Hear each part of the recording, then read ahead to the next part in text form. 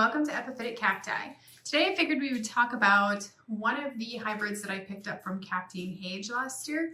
This hybrid is a Disocactus hybrid, or at least it has Disocactus in its lineage. It's not a direct Disocactus hybrid necessarily. This would be a hybrid brought to us by the wonderful hybridizer, Rudolph Hessing. It is Felcino Flair.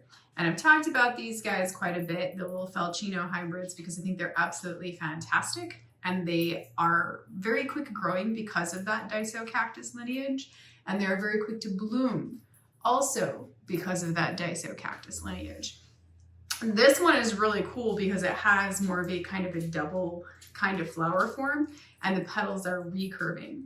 He's grown quite a bit. There is an unboxing video that I did last year of all of the plants that I had purchased. There's a few others that have buds on them and stuff, but again, they have a very strong tendency to be more along the lines of the Disocactus hybrid. So they have much smaller flowers. The plants still can't really go outside yet. So these are truly early blooms for me.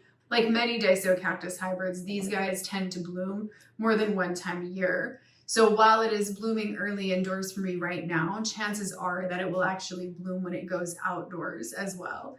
They'll probably bloom sometime in the late summer.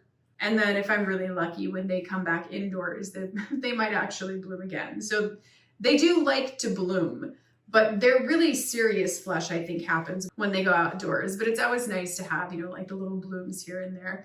It does have trademark Disocactus growth. Like if you can see this branch back here where it's got kind of a strange kind of a rounded branch that's coming out. Disocactus tend to do this.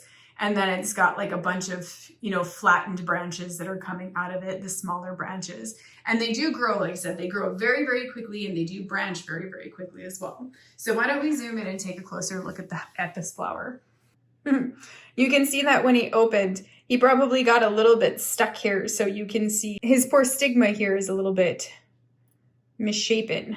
What's interesting here is that the stigma is pink, and this has more of kind of a pale, it's kind of a pale pink here. But a lot of times first bloom like this, when it first comes out, it may not really totally look like this. His colors might be more vibrant on the second bloom. He might have a little bit of a bigger flower, a little bit of a more attractive looking flower. That kind of thing happens. But I think this is just fantastic with these little recurving petals like this and this kind of double form. And the very kind of funnel type form that's happening. It's just really a gorgeous little flower. There is no scent. So it's an unscented little flower, but again, these guys will just be really prolific little bloomers. Here you can see that there is another bud that's down here. Yeah. And I believe that there are two of these. So the second one that I had ordered also has little buds on it. This is really pretty. It does have kind of different colors going on here a little bit. So the inner part of the throat there is a bit darker. It's a little bit of a darker color. And then the petals are kind of the pale pink. And then at the tips of these petals, there is something a little bit different. It's kind of like a peachy sort of pink color.